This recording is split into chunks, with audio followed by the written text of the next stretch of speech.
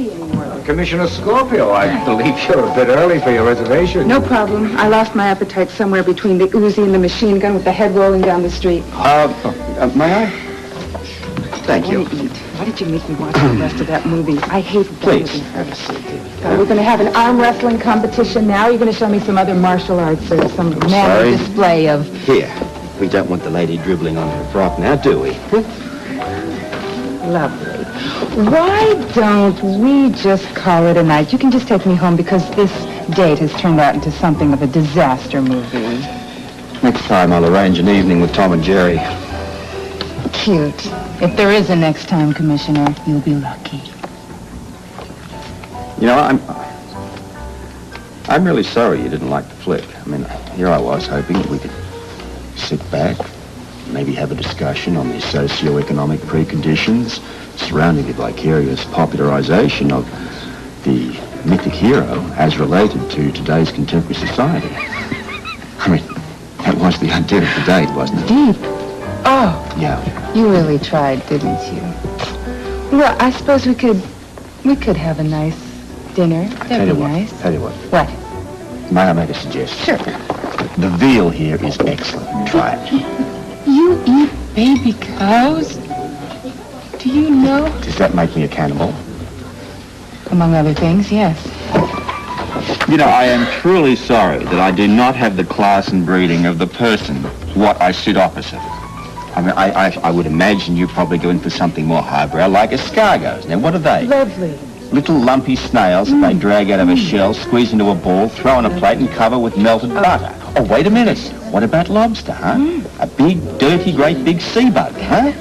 Sounds perfect. I'll have that. And while you're at it, have the chef turn loose some bacteria in the kitchen and ferment a bunch of glass full of grapes that he squashed with his toes. That'd be great. What do you say?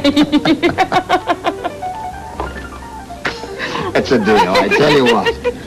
How about we crack a bottle of that, probably that stuff you like so much, Yeah, do I have your attention? That is the best idea. Could I ever say no to champagne?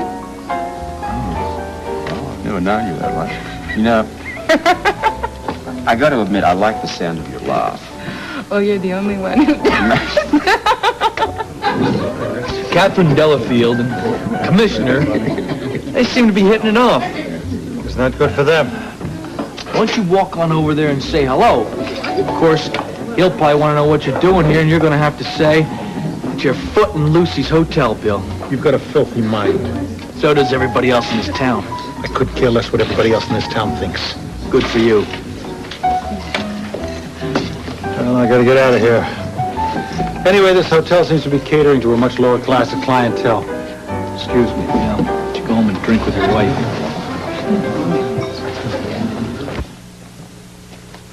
Hello, you're just in time for dinner. I'm not very hungry. I just came from talking with Dawn. Uh-oh. Sounds like she did overhear Ellen and I arguing about you. She sure did. And she came right out and said she knew you and I were sleeping together. And that is the reason that she left. You know, Ned, we were the only friends she had here, and now she feels that we betrayed her. She asked me if it was true. What did you say? What could I say? I lied. Truth is not going to help Dawn, and it's not going to help out your situation with Alan either. I know, it's just that lies have a way of building up little traps that you can just fall into. Not this time. One little mistake. It's a very nice mistake. And it didn't harm either you or me. And all of a sudden, it is like an axe that's just hanging up there somewhere, waiting for the right moment to just drop. Dinner's ready. But, oh, thank you, Jennings. We'll be along shortly. Very good, madam. There's something very special about Dawn.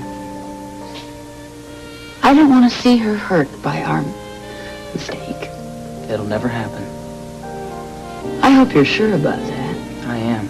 Dawn will not be hurt again, because it is impossible for anyone to ever know what went on between you and me. Hi there. Hi. The cab will be here in a couple of minutes, Lucy. Oh, great. Thank you very much.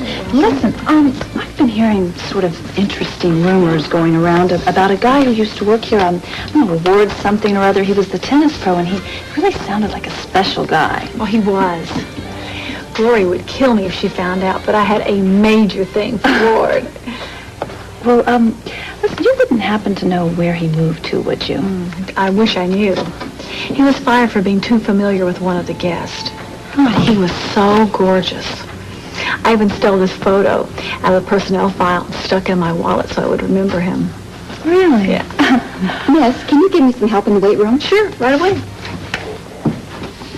Thank you. You're welcome.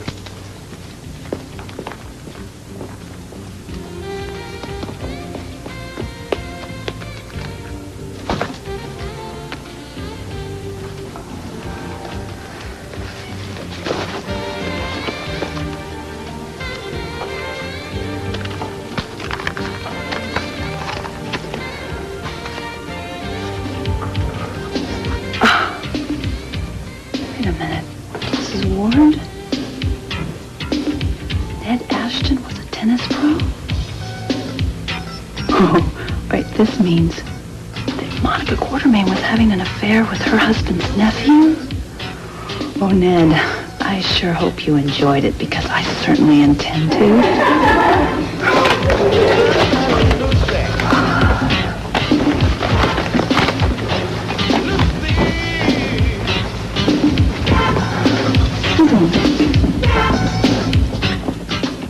How was England? The climate was cold, the beer was warm, but the people were delightful. I visited the estates, saw some lawyers, saw some bankers, and I think we can keep things going. So I guess it's official. Does this mean I should call you Uncle Lord or Lord Uncle? Well, I've kind of gotten used to Charlie, to tell you the truth. By any chance, did you run into Larry while you were touring the States? Was Larry in England? Whatever for? I'm not really sure. Ah, well, since we're tracing down lost people, has either of you seen Alan? Well, the last time you needed to talk to Alan was with good news about the Dragon Bone. Well, I'm afraid it's unlucky news this time. The Chinese sent a survey ship to try and locate the lost civilization, and it disappeared off the face of the earth. What? No survivors? I'm afraid none that I've heard of. It got down to the Caribbean, all right, but then apparently went down with all hands. Oh, that's terrible. Those poor people. I think that if I hadn't come forward when I did to claim my title, it would have been the Aphrodite and all of us on board. Oh, that's true, yes. Well, so what now? Well, I thought I'd stick around and get to know my impressive young nephew. So you're going to be staying in Port Charles? Where? Kelly's. Food is good, bed is warm, people are nice. What else could a man ask for? And then there's Dawn Winthrop, my new friend, who's a neighbor. So I'm sure I'll be seeing a great deal of you. You just might. Oh, excuse me, you didn't say anything about the ship. How did it go down? Was it a storm? Well, it's all very mysterious. Nobody seems to know why the ship sunk.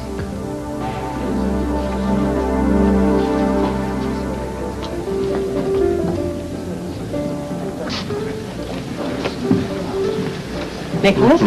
Ah, good to see you again, Tracy. Thank you.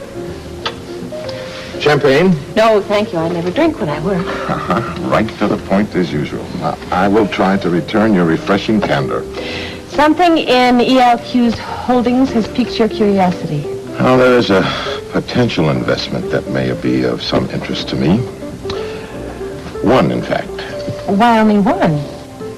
ELQ has mines, factories, laboratories. Ah, but a rather large one, a substantial fleet of tankers. I've had one of my associates make some inquiries, but unfortunately, the ships are not for sale. And you would like them to be. Oh, not I, of course. You see, a company will be created for just that purpose. Now, I am prepared to make an offer.